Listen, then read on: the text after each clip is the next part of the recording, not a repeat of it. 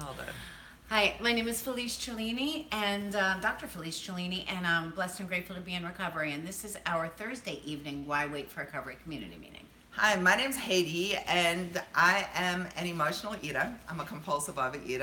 I am a food addict, a binger, a purger, and a drug addict in recovery. And I'm also very husky today. This is the sexy voice I brought to the meeting. Yeah. But we get together twice a week to discuss one of my favorite topics, which is recovery. We get together as a group. We have our online meetings. We stream on Facebook, on Google Plus, on YouTube. We have people who join us in the rooms virtually via an app. If you want to join us and step into the room where you can have a voice, please just ask. She doesn't have one. Because I don't have one. Just send us a quick IM and we'll send you the meeting ID so we can have you online. I'm a drug addict, alcoholic, anorexic in recovery, and I'm glad that you guys are all here. So tonight we are actually going to do a reading. I'm losing my voice. So we thought, let's look at the reading for today. And Dawn volunteered, one of our friends volunteered to actually read for us. Okay, hi, I'm Dawn. I'm an alcoholic and Hi, an addict. Dawn. Hi, Dawn. So nice of you to be here and read for us tonight. I'm happy to be here, and this reading is from Just for Today, which is an NA book. The reading is called The Big Picture. All spiritual awakenings have some things in common. Common elements include an end to loneliness and a sense of direction in our lives. That's from the basic text. Some kinds of spiritual experiences take place when we confront something larger than we are. We suspect that forces beyond our understanding are operating. We see a fleeting glimpse of the big picture and find humility in that moment. Our journey through the 12 steps will bring about a spiritual experience of the same nature, only more profound and lasting. We undergo a continual process of ego deflation, while at the same time we become more conscious of the larger perspective.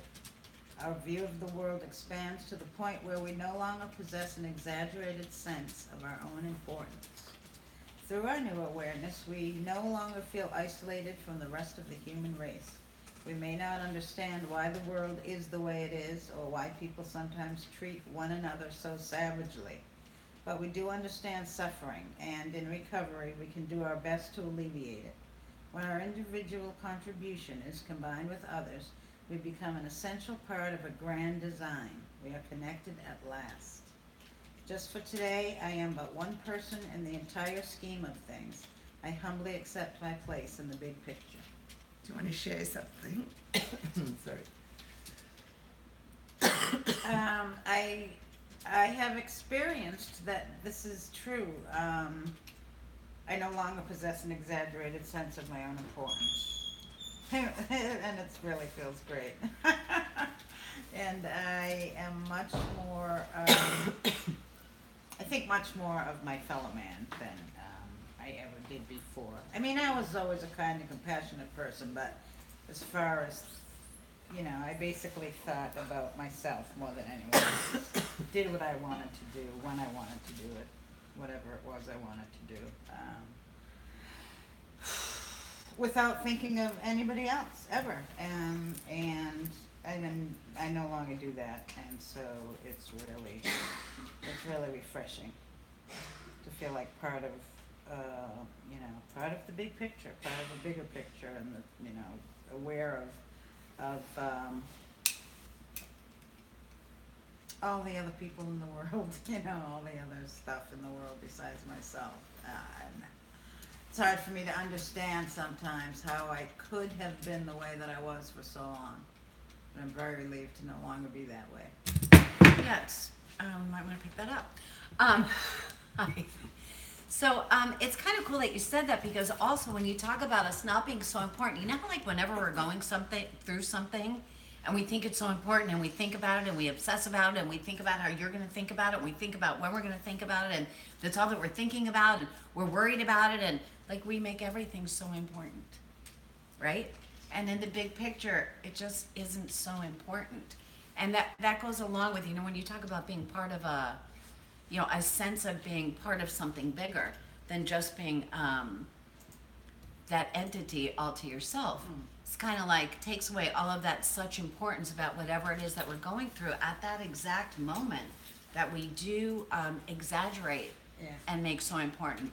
And when we can let go of that and reach our hand out to somebody else or be a part of a community or think not just of ourselves but think of the rest of the people as well, the more often we can do that. Listen, there are going to be some big things that happen and we're going to be self-absorbed and self-centered. And it's I think letting go of as many of the little things that we consider so important. You know, he didn't say hello to me the right way when I walked in the room. Okay. Okay, next. You know what I mean? Yeah. And not make that, and then I'm going to have a conversation with you about it, and then I'm going to talk to myself about it, and I'm going to think about it next time, and then I'm going to think, well, what happens when he walks in the room the next time? All of that stuff that doesn't need to happen because it just isn't important, right? Mm-hmm. And it maybe shouldn't just be taken from my point of view. Like maybe he's going through something today, right? Yes. And so I think that the more that we reach out and consider what's going on with other people around us and staying connected to community as opposed to just staying in our own head, which keeps us in a very lonely space. Not only is it better for us in our recovery, but I think it's better kind of for mankind, right? Uh-huh. Spread the love, right? Old hippie days, you know? And that was really cool that you said that, so thank you. Okay, so we're gonna have discussion, so who wants to discuss? May I say something? You gotta. Yeah, I had dinner with a friend last night, and you know, my typical way of being is just to keep everything inside. I ask a lot of questions of other people to keep them talking, and then I don't have to share. But I didn't do that last night. I did share, and it just kind of takes the wind out of that hot air balloon and brings it down to earth and makes it something manageable. And it was like, she's like, oh yes, I understand that. And she went on with what she had to say. So it just like, okay, it wasn't that big a deal, but I magnify it and it just becomes something that's all consuming. Yeah. Yeah, and you keep that in your head, right? And when you say you Yes, magnify, absolutely. yeah, then it just, you obsess about it, you think about it, Yeah. you obsess about it, and then whatever else is going on isn't really going on, because the only thing that's going on is what you're obsessing about. Right. Yeah. Yeah, and so that's cool. So you brought it up, you let go of it, you talk about it, you share it, you put it out there, and you're done. Yeah, Right? and she had similar stories, and we just were back and forth, and it just makes it more manageable. It's like eating that elephant one bite at a time. Yeah. Good for you. Thank you. Thanks so Thank you. much. And Thanks. Karen, I love that you say that because for me, I go back into my head as well. And that's what makes me sick and keeps me sick because I say to myself, people don't need to hear about the petty stuff. You know, they need to hear the big stories of the exciting drug runs and that kind of stuff, but not really the stuff that is really the day-to-day stuff that really keeps me sick. So, thank you. Thank you. Yes, ma'am. I was gonna say, like, as far as for myself, like, with my mind, you know, and especially if I don't keep busy, like now, I think the biggest gift recovery has been giving me is like being more motivated, more, you know, out of depression, because before I was so depressed, like just keeping myself behind the house for years, and now I'm going out or trying to work or whatever it is. But the way that my mind is set up, like the minute I think about something or something little pops up, for some reason my mind blows it up and obsesses over it and makes me crazy. And I try not to even do it, but my mind is, you know, that addict brain, so it just does it. It obsesses. So I think the biggest thing for me is keeping myself busy and active is the best way to keep myself out of my head. Yeah, and that's a good idea. We just want to make sure that keeping busy and active is great, as long as when something comes up, we do share it with somebody. Because what happens is when we're just busy, when something's going on inside of us and we just keep ourselves busy, it still stays inside of us for when we're quiet. So if you reach out, you know, if you text somebody or reach out or talk with somebody about it and say, hey, this is what's going on, and I'm feeling a little crazy right now, you got 10 seconds, let's talk about it. And it does help to just get it out and have somebody else help you realize that maybe it isn't such a big thing. And if it is really a big thing, for somebody to help you through that big thing. Yeah, but you're so much less in your head, like I could tell just by the way that you present. So, yeah, it's really good to see that. And remember, when you're in your head like that, that's all fear, right? What's going to happen? What if this happens? What if that happens? What if that? It's because you're scared of something. And a lot of times when we're afraid of something, when we just talk about it, it helps us be not so afraid. Not complain about it, but actually talk about what's happening inside of us. And have somebody else that we can relate to share about it, and sometimes help us to come to a better conclusion than we're coming to by ourselves in our own head. So yeah. And I think also that humility of knowing that we're not the most important person in the room. Yeah, we were talking about You know, so that I've heard a great thing, like the great operational director, whatever you want to call it, like something better, bigger than ourselves. Just actually, for me, I always thought I controlled everything, and that was part of my craziness and part of the chaos and part of the reason and part of the excuse that I'd pick up and use.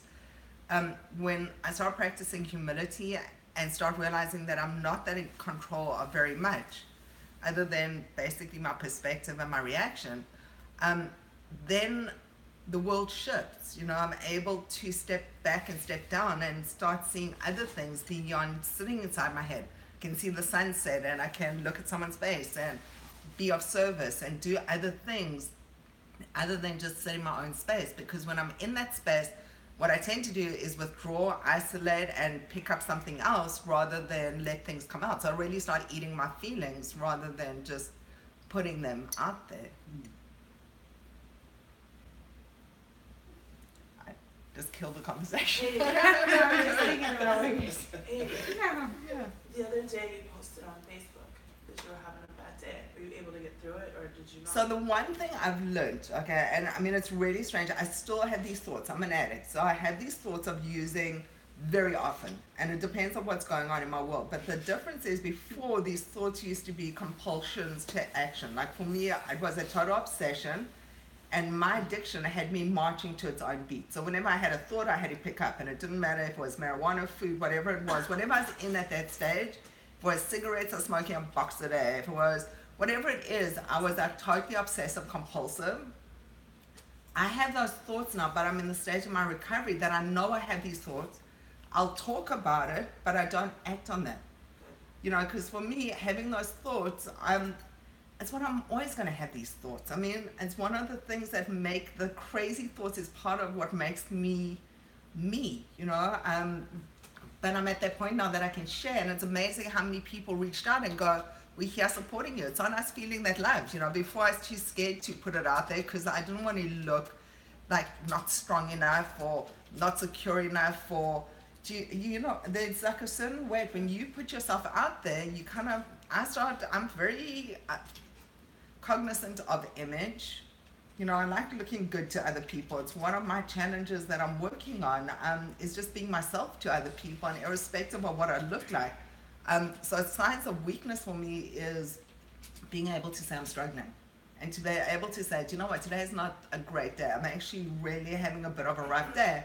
And even though my ice is broken today, I'm sitting in my seat at a meeting because I know that my crazy head, the minute I start getting sick, it's like, oh shit, I've got to go to the emergency room, I'm dying, I've got cancer, and a million things are going wrong because I'm neurotic, okay? So the minute something happens, I go, what can I take to fix this now? So it becomes like a really slippery slope for me. So it's better when I come and I talk the crazy stuff inside a room that people go, I've been there and I've done that, okay? That's exactly right. Like, it's like when I hear you say it, I feel bad for you that you feel that way, but the same exact things go through my head. I don't feel bad for myself. I mean, no, I do feel bad for myself, but I feel worse for you. The thing is too is that if you would share it, it does help for it to go Yeah. away. You know, we talk about how feelings aren't facts, they're feelings. Yeah. Especially if we want to use, it's just a want to use. You know, I want to be taller and have about 800 million in the bank because I really don't feel like going to work tomorrow. They're feelings that I have, right? They're just feelings. So if you're having a bad day, you're having a bad day. You know, to reach out and to say, hey, I'm having a bad day and not care. And actually, I think that I think what you meant was that actually one of your strengths, right, is to be able to say, this is how I am today. Yeah.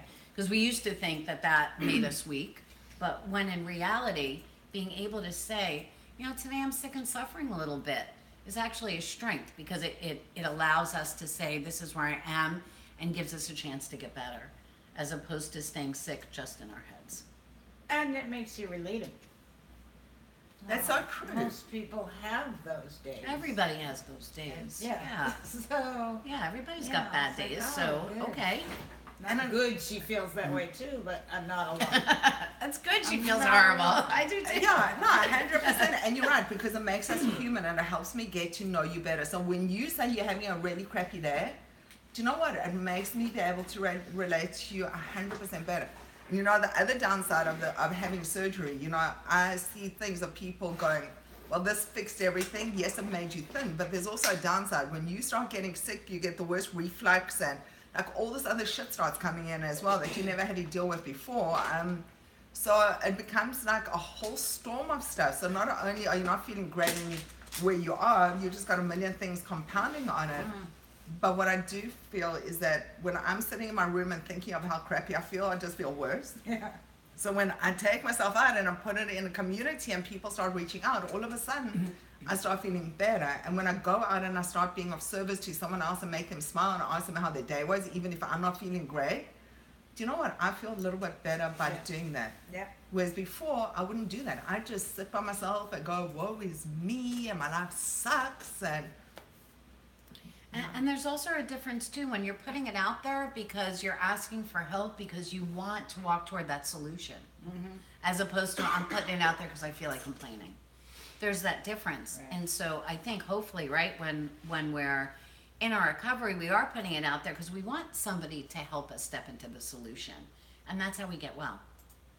So it's like, yeah, have a challenge, and then actually sometimes somebody else just seeing that you got through it and you did get to some type of solution, and especially when it was with the help of your community, you know, it makes it easy for everybody to reach out to the community as well. Right. And Sarah, thank you, sweetie. It's amazing how we consistently see some of the same people over and over again in the room. So we have our own private group, just for anyone who's wondering out there. It's called What's Eating You. It's a private group on Facebook. It's kind of where we post stuff, and it doesn't matter what it is, from our gratitudes to the things that we're struggling with and questions that we have. And it's a way that we reach out to each other. And just for the new people who joined us online, how's it, guys? We're having a discussion. So just unmute yourself, jump in, and tell us how you're feeling and what you do when you're struggling. Because my best solution before was picking up and using. So before I stepped into recovery, the thing I would do is either use the food or the substance of my choice, and then really feel ashamed and demoralized and guilty and really beat myself up so I'd feel worse. So I start off feeling really bad and end up feeling even worse. Yeah, and you know, once we do stop using, there's still going to be times where we're going to feel like crap and we're not going to pick up. But, you know, we say that we didn't get clean to feel lousy, right? And so it's still, I think sometimes it's even harder once we are clean, right? And then we're like, okay, well, I've been clean for a little bit of time. And now I'm really supposed to look like everything's fabulous because I've been in recovery for 36 seconds. So because of that, I'm supposed to look like I'm all cured and fabulous and wonderful. And that's going to be just our, you know, giving up that ego and me not worrying about what your opinion of me is. And me being able to be authentic, my authentic self, and real with myself and real with somebody else. And Sarah's been clean for 5 days, by the way. Well done, Sarah. That's awesome. Jess, I think, has something. Yeah, I was just going to add to Felice, you brought up the ego thing. That's something that I struggle with a lot still, as much as I hate to admit that because I hate the way it sounds. But I do worry about what people think of me. I think better of myself, but Felice, you and I have had conversations. It's just I worry so much about what people think, and it drives me nuts. But it's something that I challenge on a daily basis. But it's still there. So I guess I'm just putting that out there. Yeah, and that doesn't just go away. You know, I think that, you know, when we're in active addiction, we spend so much time feeling so horrible about ourselves, right? And then we get we get a little bit better and a little bit better, and we start paying more attention to presenting better, not just for somebody else, but for ourselves, right? Doing the next right thing, and having that fear still of how other people look at us is a reality. And we just want to remember that that your opinion of me doesn't make me who I am, right? Me doing my best to do my best is what makes me who I am. If you like me or you don't like me, it doesn't make me who I am.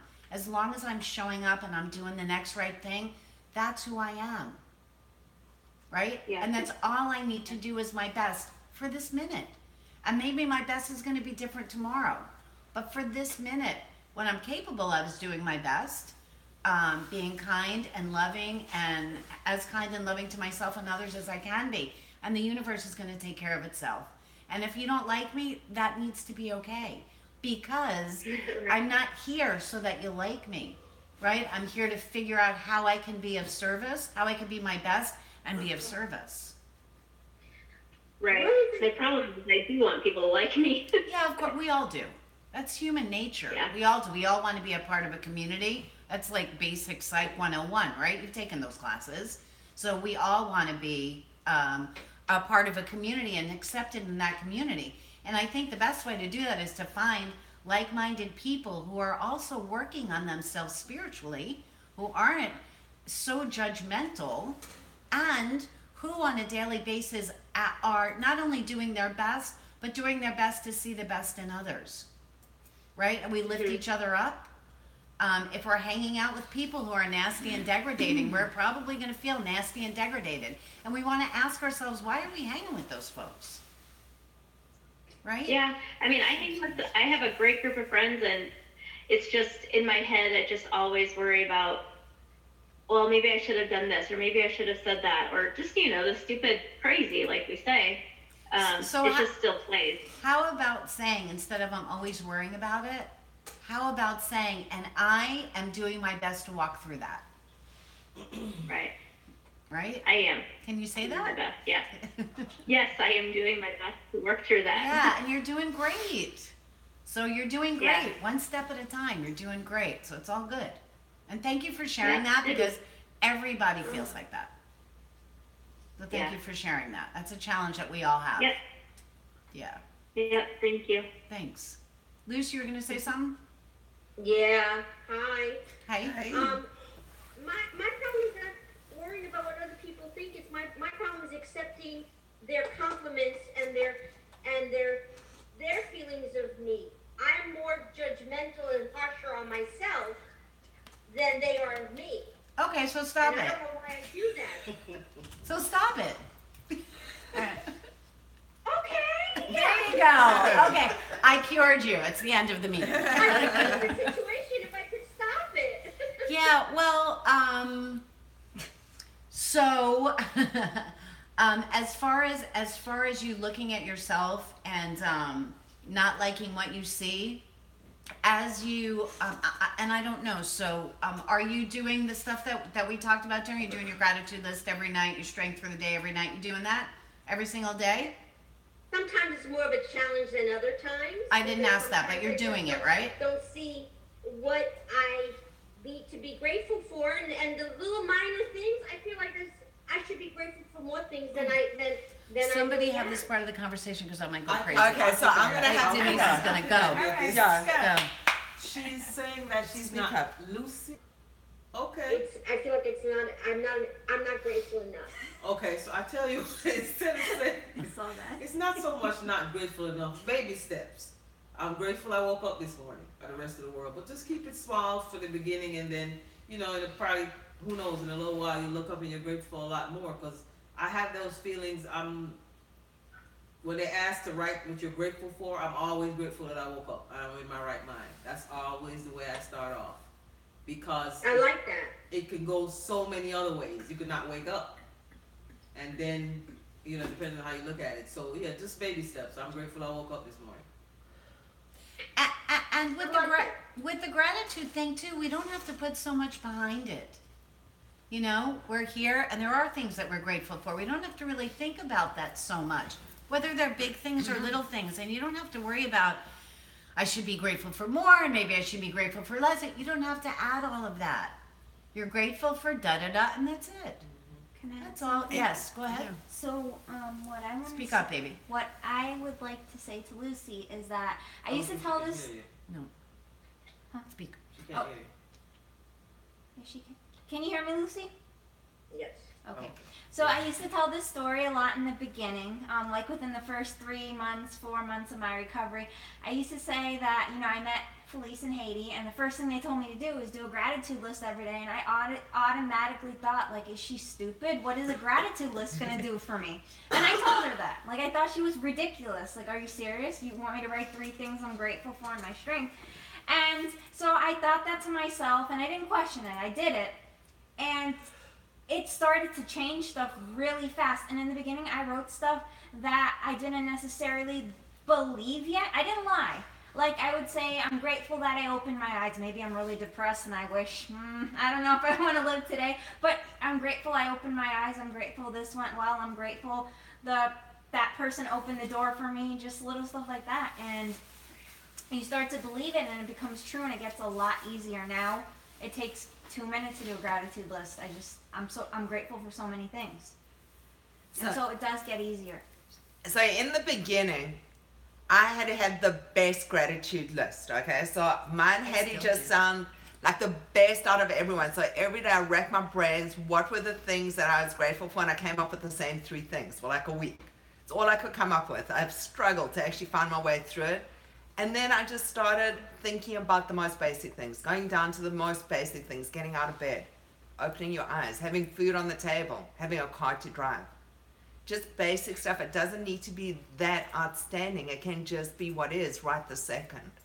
And this is a horrible thing to say maybe, and I know that we're not supposed to be judging other people or comparing, but I'll walk through the mall sometimes and I'll see somebody who's sick. And I'll think to myself, like, oh my God, how dare I? How dare I not be grateful for a billion things today? Sometimes you have to realize where you're not to understand where you really are.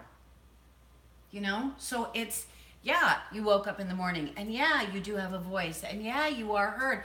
And yeah, I have socks to put on with my sneakers, and I have sneakers to put on too. And I get to complain because I don't have my favorite type of diet soda today, And maybe I got to complain because I was stuck in traffic because I have a car that has music, and I have money to have gas, and I have a job, and there are like a billion things in the next 10 seconds if we went around the room that we could spit out that we actually are grateful for. It's just changing our perspective, and instead of looking at the world as a scary place, finding the stuff that we're grateful for. It's finding the little teeny tiny things in our life that are good, as opposed to the big stuff that we're paying attention to that's making us unhappy, that we're allowing to make us unhappy right now.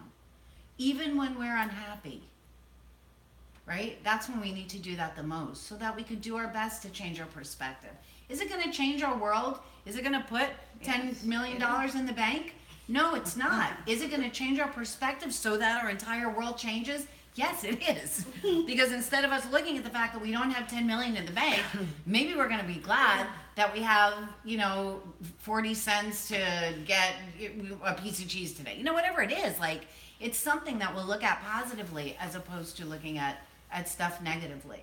So those are little teeny tiny baby steps that allow us to take bigger steps, that allow us to look at, they have all those corny sayings like, you can be upset that the rose bushes have thorns, or be grateful that the thorn bushes have roses. So It's the same friggin' thing. It's just how we're looking Sad at it. that I had no shoes till I met a man with No feet. Right. But that's true, right? It is true. It's Yeah. absolutely true. So I remember in the beginning when I was first starting the gratitude list as well, and I'm from Africa, and I'm saying my life is terrible. Like, things are so Oh my God, bad I in my world, killed you that okay? day. Like, my life sucks. I'm not getting on with my husband. My kids are driving me freaking nuts, okay? All the stuff that was driving me crazy. And Felice goes, but you've got floors, and you got a bed to sleep in, and you got a roof over your head, and you don't have flies all over you, and you got shoes, And you have kids. and I've got you have a kids, husband and I've got a family husband, and I've people that got care. all these things. And all of a sudden, that was a little bit of an aha moment. And when I saw the panhandler on the street, just thinking, when was the last time he could actually brush his teeth? Like, to have a faucet to be able to go brush his teeth. And all of a sudden, little things start shifting. When we start looking at what we don't have, we never have enough. Correct. When we start looking at the things that we've got, we have so much. Right. We come from abundance, we have abundance. We come from a place of lack, we lack. I remember once we were talking and you said, I had the worst childhood. And I started cracking up. Like you had the worst childhood? Like you were the rich kid on the block that had everything that she wanted, and a family, no matter how crazy our family is, who loved you and who cared about you and took care of you and let you go to school and let you, and all of that stuff, right? Right. We all look at that, oh my God, I had the worst childhood. Really? Did we? Did we have the worst childhood? Did stuff happen? Shit, yeah, it happened. It happened to me, and it happened to you, and it happened to you, and it happened to the people that you never think about. But did great stuff happen too? Yeah, it did. Or we wouldn't be here, right? Yeah, and so it's taking a look at our past and being grateful for the stuff that happened because it did bring us right here. And right here gives us an opportunity to see what's great. It I'd gives like us to that speak opportunity. to the issue of self-deprecation, Lucy, because I used to speak so badly to myself and call myself all kinds of names and judge myself and I'm this and I'm that and I'll never do this and I'll never do that. And one time when I was in recovery, we had a special meeting about that kind of thing. And we actually, everybody that was there signed a little contract with themselves that said, I won't talk about my weight. I won't talk about myself badly. I can't remember exactly how we worded it. But we signed this contract, and just having done that made us aware, at least for me, every time that I said something negative to myself, I at least became aware of it. So I would catch myself every single time. And then I would start to turn it around after a while and make myself say something positive. At first I just would catch myself and say, oh, you're doing it again, But I got out of that habit by doing that, and it was really, really helpful for me it just changed my perspective, which is what we're trying to do. And I became able to accept myself and love myself, which is crazy. That's not been a long time my whole life I couldn't do either one of those things, and now I can, and it's an incredibly freeing thing. And it's so great that you say, accept yourself and love yourself. And I tell this story a lot, but I was at my desk here, and Susan, best mom ever. Hi, Susan, I love you. Susan's sitting over here, and I'm sitting over here. And I said out loud, I'm at the computer, and I couldn't figure something out. And I said, I'm such an effing, whatever I called myself, idiot. And she stood up and she yelled at me, and she's like, don't you ever talk about my daughter like that. And I was like, whoa. And it was really cool because I was talking about her daughter. Yeah. Right? So I was talking about me. So if we think about it like that, I would never say to you if you couldn't get something right on the computer, what an effing idiot you are. I know. I'd say, hey, do you need some help? Yeah. Right? And so when we learn to treat ourselves with the same love and respect and consideration as we treat the other people that we care for in our life, that's part of our life starting to turn around. And what you said, recognizing what we're doing, for just saying that we do something is saying that we do something. Recognizing that we're doing it and saying out loud, I am going to change this behavior. I'm going to make the effort to change this behavior. When you guys say I'm sorry and we're all like, no, you need to say you're awesome. It's just a little teeny tiny thing, but it's still changing the behavior. And you always put that Thank spin you. of, I'm working on it. So I would like to also make a suggestion that on what's eating you, maybe we should post what we're working on. Something that That's a good idea. we're working That on we're working within at. We're getting ourselves, better at. that we're getting better We're getting at. better at. Yeah, that's cool. That would be cool. Awesome. Very cool. So, actually, just talking about having the conversation that we are, someone posted that they're on vacation and they're struggling to be abstinent. Okay, and this was one of the things that went through my head this week. is if I never had consequences, I would use. I mean, like if there were no consequences to using, Me too. I absolutely would So be would I. having a joint I outside, had watching this the conversation sunset, before, yeah. and following it with like the biggest binge, okay? And I wouldn't feel guilty or ashamed, or I'd be able to stop within 3 seconds, and one joint would be enough, and I wouldn't be at the dealer's house at midnight. So it would be a totally different conversation. So as an addict, I've done enough research out there to know what this looks like the minute that I pick up. As a serial dieter, when it comes to the food, I always thought the next diet would change where I am in terms of my thinking, which really didn't address the big issue, which is really my food addiction. Because even after the surgery and after gaining and losing over 600 pounds and all the stuff that I did, I thought that I could keep doing the same things and get different results. Mm-hmm. I can't go on vacation and stop working my program, because I know what that looks like at the end of the day. When I do that, then I'm back in that same mentality of trying to control my behaviors instead of working with my disease. And the only way that I can really get healthy with that is by staying in recovery. You know, so I don't know what you thought about that. Yeah, so when you talk, well, I know what happens when you go on vacation, but yeah, and so when you say, that it brings up, my food addiction or what, right, so our addiction doesn't take holiday is what you're saying. Right. Right, our addiction don't go on vacation.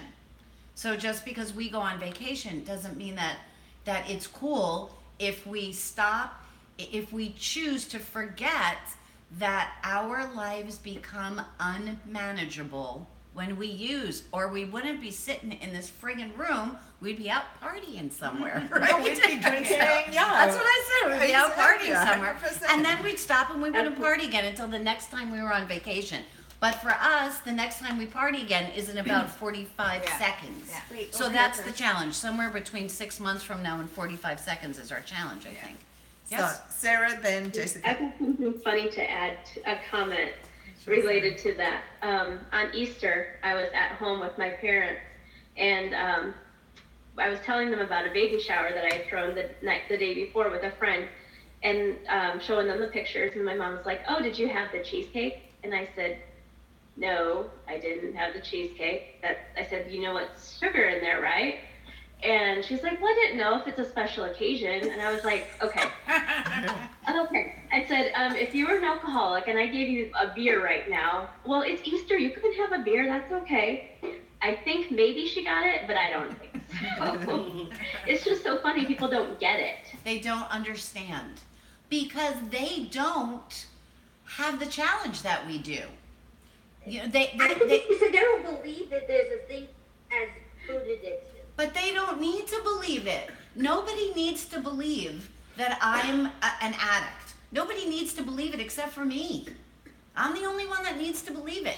If you don't believe that I'm a drug addict, cool, that's okay. It doesn't have anything to do with my recovery. It's none of my business what Sarah thinks about me drinking or starving myself. It's none of my business. What is my business is that if I drink or drug or starve myself, I'm gonna die. That's my business. Right. And that's spiritually. It's just weird to me that the mentality is like, well, it's a holiday. Well, Okay, of but course. addiction. Of course, and they don't get it, and that's okay. You know, It it's is. it's like funny. it's aggravating, right? We get angry and anxious about it as well. Like, how come you can't see who I am, or because they can't. I don't even know if it's Right. a choice. They just really, honestly, don't understand it. It's like you speaking to me in Japanese right now, and I know you're trying to tell me something, but I honestly am incapable of understanding what you're saying. It doesn't compute in my head, and that's okay. And it's okay that I don't understand how to comprehend Japanese right now. That's okay. Nor do you Right, need and me thank God to. we have people like each other to talk to. Exactly. So we stick with our community and we share in our community and we share those things that everybody feels like. How could they not get it? I was with a rabbi who was a mentor of mine for my PhD, who told me that I wasn't an alcoholic. He decided that I wasn't. This is a learned religious dude, a very smart, intelligent man, who said that I wasn't an alcoholic and that he was sure that the reason why I presented as an alcoholic was because of my son's death. And he was absolutely sure that I could drink. And you know what? He wasn't right. No matter what. You know, he wasn't right. It was what he believed. He actually couldn't believe that I was an alcoholic because he didn't meet me living under a bridge. Nor did he meet me passed out on the floor with vomit on myself. He didn't meet me that day either. You know, so Right. people choose to see what they choose to see, and what they see isn't important. What I understand about my addiction is what's important, because me knowing that I'm an addict is the only thing that's ever going to allow me to be in recovery. Right? First step, honesty. I'm powerless over this drug or thing, and my life is unmanageable when I'm in the middle of that. That's my truth. It doesn't matter what grandma or grandpa or the next door neighbor thinks. It don't matter. Right? I know that it makes my life unmanageable and keeps me spiritually broken and keeps me wanting to die. Yeah. And that's what matters. Sarah wanted Yep. to say something. Sarah. I was just gonna say in reference to that, and I heard vacation, so it kind of resonated with me. As far as that goes, before I went on my trip, first of all, it's a big time difference. Not that I was afraid that I was gonna use, because I already know I was dedicated not to use, but I was just afraid, hey, you know, like I usually say, hey, there are certain things I eat every day, you know, how am I gonna go to the store and cook it and blah, blah, blah, blah. Until I got there, and just knowing the things that I cannot consume made everything easier, because listen, I know I can't have, you know, the starches, the breads, and this, Well, you can. You choose not to. right. Right, I choose choose not, not to. to, I right. choose not to because it doesn't work out well for me. Right. So just knowing that, that's how I was able to get through my vacation and abstain from all of those things, because I know, hey, well, I can't have bread and all that everyone else is eating, but I could have eggs or I could have chicken breast, and I don't have to eat what they're eating. So I'm going to tell you what you just said was that you came from a place of abundance. You said, instead of looking at, I can't have this, I'm a victim, and poor me, and I can't. You said, you know what I can have? I could have chicken, and I could have steak, and I could have this, and I love this, and Aunt so-and-so is going to make me this great salad. That's coming from a place of abundance. It's choosing to be grateful. It's choosing gratitude, as opposed to choosing to be miserable. And so that's what you did, so you were successful. That was your choice, right? You chose to be true to yourself and to not feel sorry for yourself and to say, hey, there's still great things happening all around me, and there also happens to be some pretty cool stuff that I can eat. Right. Bam, And done. And not Right? only that, yeah, that definitely, but also I think just having consumed a lot of days of clean time before that, like, I mean, mostly everyone in front of me was eating, whatever, cakes, whatever, but I think just having a lot of clean, just having clean time, I don't get those cravings. Like, people are eating stuff right in front, but I didn't have those cravings, and I believe, well, it's a fact that because I don't eat those things and the receptor is clean, like, I just don't, I need to have it right now, like I used to feel. Right, that mental obsession and that physical craving. Do we want to use sometimes? Yeah, we do. Of course. But do we wake up with that, mental obsession, with that physical craving, with the I gotta, how can I? No, right? That's from cleaning out the receptors. Stepping into recovery and learning how to get happy allows us not to sit in scared and miserable, right? And learn to be out there and happy and healthy and of service to the rest of the world.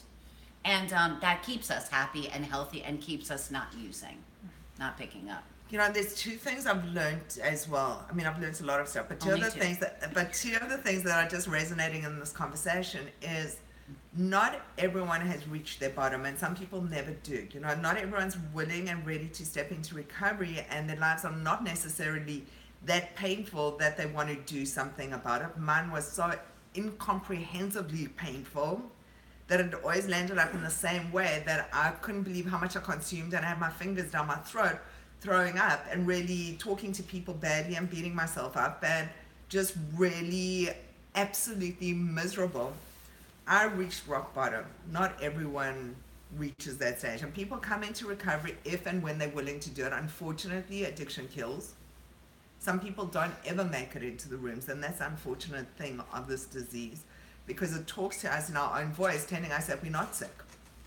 You know, that there are other options, that we take advice from other people who don't need to live with the consequences of us following their advice either. So I've also really learned to be discerning to who I listen to, because, you know, I've done enough. I know what it looks like at the end of it. And some days I might be lucky enough to turn it around in a day, and sometimes it takes months, and sometimes it takes years. And some people never turn it around, and they end up dead. I mean, that's the bottom line. You know, and some of them land up in a position where they didn't die, but they've done so much damage to themselves that they're living with such severe consequences that their life is so different to where it started off when they started first thinking about the process. You know, so I think it's a very dangerous game when we start looking at this not as a serious disease, especially for us that are addicts. We know, you know, you're an addict when you say you are. You know, if you've ever thought, if you keep coming back here thinking, why am I listening to this shit? Okay. You keep coming back because something is speaking to you that's resonating within you, that you know something is wrong. You know, and for those of us that have been through this shit, go, do you know what? There is so much truth in this. If only I wish I'd learned this sooner, things could have been different a lot quicker. But you really are where you need to be right now, you know, at the end of the day. Yeah, and you know, for some of us, that bottom, I didn't see your hand up. For some of us, that bottom is, you know, that we've tried to kill ourselves, or we woke up and we were wishing that we were dying every day. And some people's bottoms aren't that deep, and that's okay too. Some people are just, as we were going to say, sick and tired of being sick and tired. It's awesome when people can reach their bottom, which doesn't mean that they've had to try to kill themselves yet, you know, because there are always those yets that they talk about that hopefully we won't get to.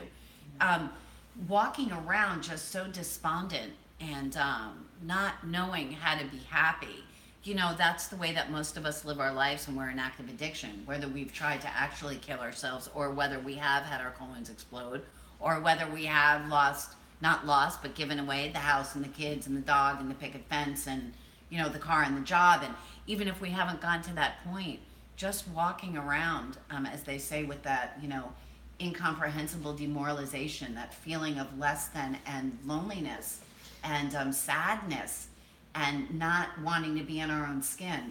You know, my hope for everybody out there that hasn't gotten sick yet, that loneliness and despair that you feel, that's enough, you know, to make you want to change, because you don't have to get to where you were, and you certainly don't have to get to where I was before you know that life can be better, and that there's help available, and that happy is out there for the taking if we work on it, right? They say in the promises, you know, they'll always materialize if we work for it. And that willingness, which is the most important part of the beginning of any type of recovery, is always going to be, what is it that you're willing to do or stop doing, right, to get happy? So that's a super important thing to think about. Connie, you want to check in, sweetie? Yeah, Hi. I'm sorry.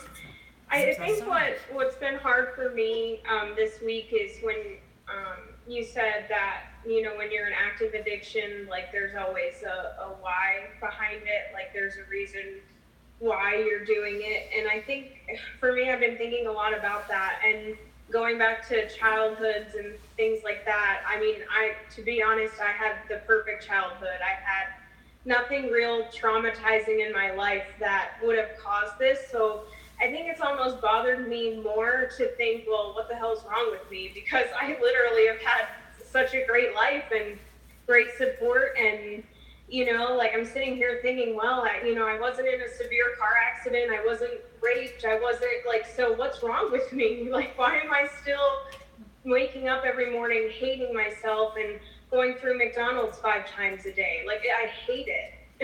So that's what you find out when you do the work, Carly. That's what you're at a place right now to find out. Yeah. Right? And how willing are you to take a look at yourself? Because once I look at myself and I say, this is the challenge, it allows me opportunity to step into the solution. And sometimes it's easier to sit in our own poop and stay nice and comfortable in our fear and in our shame than it is to do the work to get better. because doing the work to get better is hard. And once we make that commitment to ourselves, and that's moving forward as best as we can. And how much do you want to put behind that? How willing are you to do that? So that's something that you have to ask yourself too. When you come with the willingness, when you say, I'm going to do whatever you tell me to do, just tell me to do it, because right now I'm so sick and I've been doing stuff my own way, and this is where it's getting me. It's getting my ass in my car, sitting in a drive-thru at McDonald's, not knowing why the fuck it is I'm doing what I'm doing. That's where you're at, right? That's where every alcoholic who's bought I'm so set in my ways. Right. So it's not that you're so set in your ways. It's that you haven't learned how to get better yet. You are where you are. It's like saying, again, I don't know how to speak Japanese, but if I sit my ass in a classroom for an hour or two a day and hang out with people that are speaking to me in Japanese, I learned how to speak Spanish in a foreign country. So, and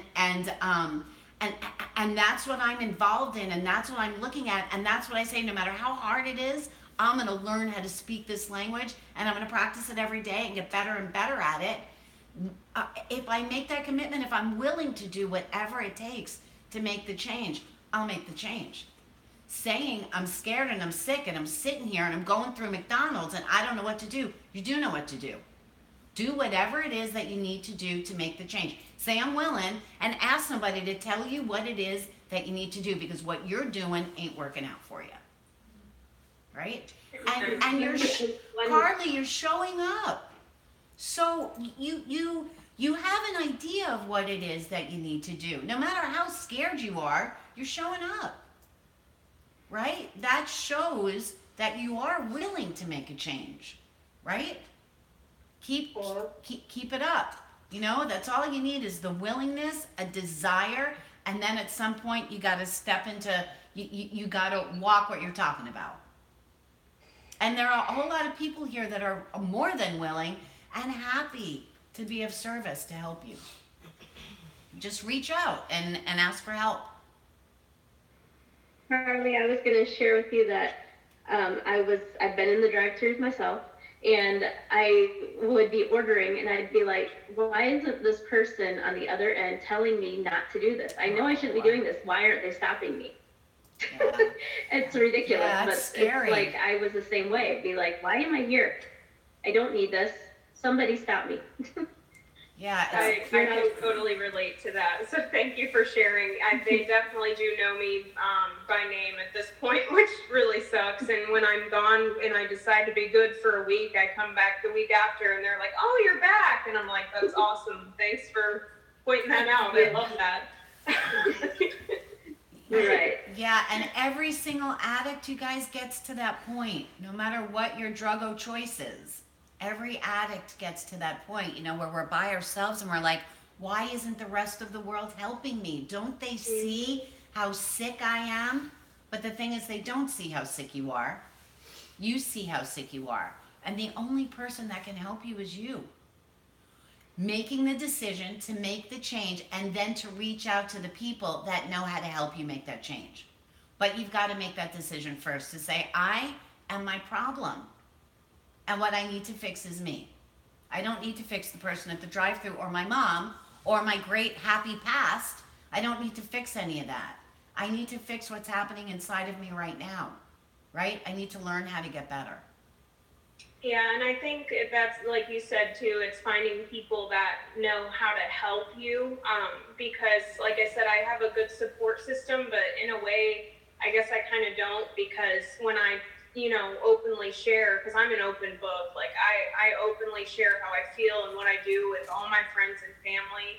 But my friends, a lot of times, I feel like they look at it as more of like a pity party than, like she actually needs some help and, she's going through some shit. Like, I feel like they look at it like, damn, she just really wants my attention right now. Like, it's becoming too much. And I think that that's what dug my hole a little bit deeper, is because it's not like I'm fishing for compliments or asking people to say, you're not fat, you're amazing, I'm not asking for that. I just needed someone to talk to, I don't know. We all know. And so the people that you need to be talking to are the people who understand what you're going through. the people that have been there, and the people that are getting well. Right? Because saying this is what I'm doing and I keep doing it is one thing. Saying this is what I'm doing, somebody show me how to get better. That's something else. Because when that's all I'm doing is talking about how sad and confused and horrible I feel about myself, I am having a pity party. When I say I'm sick and scared, I'm sick and I need help. Where do I get the help? That's different. Right? There's nobody in this room that doesn't understand what you're going through right now. And there are probably a zillion people out there that are listening that are saying right now, shit, like, that's where I am right now. And again, you're showing the beginning of that willingness. So reach out and find out how it is that you change. We're all right here, Carly. You're muted, baby. So, Oh, thank you so much. I appreciate it, guys. We appreciate you. we appreciate you, and I just wanted to say something to you as well. My family doesn't all get this. They love me, and I absolutely adore them, and I've got friends that absolutely don't understand why I do what I do. But I'm in a community that does understand me, and that's where I go for my medicine for me to be healthy. It doesn't stop me having the relationship with my friends and my family and still loving them and adoring them, but getting the help that I need within my community and through my psychologist and whatever else I need to make me healthy is my medicine that I need to take. And that's what I choose to do. Thank you. That was great. Did you want to say something, Ange? It's not relevant now. It's okay. Okay. It really isn't. Okay. I sound like an idiot. So. Okay. Well, we wouldn't want So, that. No, We've got, so there, God okay, forbid. we got 4 minutes left, so I just wanted to quickly touch on, did you want to talk about the workshop, by the way? Workshop. Carly, you taking the workshop? Huh? Taking the workshop, Carly? Carly is poor. Okay, we'll talk about that later. Okay. Poor is yeah. Really? We'll talk about that after. Yeah, yeah. I'll hassle you about that later. So actually, I just wanted to bring that up because you brought that up to me. So Starbucks coffees are what? $4, We're gonna go $5? here again. Everybody got pissed off at me. I was gonna say It's a McDonald's. great offense to the Starbucks thing, which is the truth.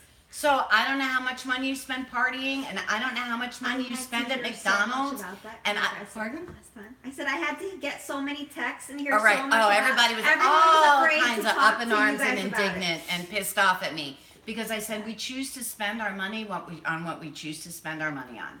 You know, if I want a coffee for $7.50 from Starbucks in the morning, I buy it. If I decide that I can't see my therapist because I can't afford her, that's a choice that I just made.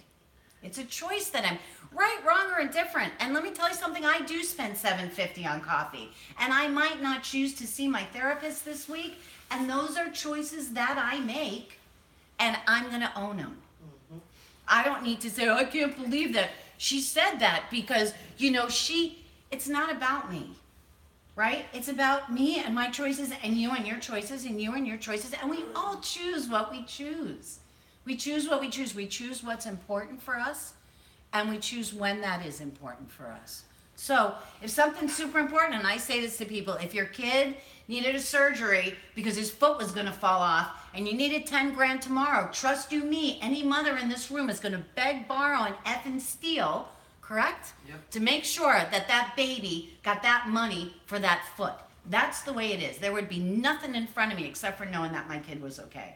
And I'm going to ask you, look, you do it for your cat, Jess. I'm going to ask you to treat yourself with the same love and respect, right?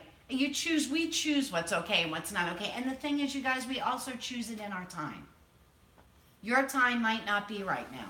My hope for you is that it is. So the bottom line is this is the last week to sign up. I mean, ultimately, that's the last week to sign up. You want to participate, let us know. We still carry on with the meetings, whether you're in the workshop or you're not. Yeah. But if you really want to participate and really work on getting well, now's the time to do it. Tomorrow, in fact, is the last day to do it. So just remember to post your gratitude. We've got a minute left. I'm going to give you you wanted to do the acceptance Oh, this week. Yeah, well, is it okay if I'm gonna read the thing about acceptance from the big book, and then can we talk about that on Sunday? Yeah. Because this is really like one of the best. So acceptance is the answer to all, this is from the big book of Alcoholics Anonymous.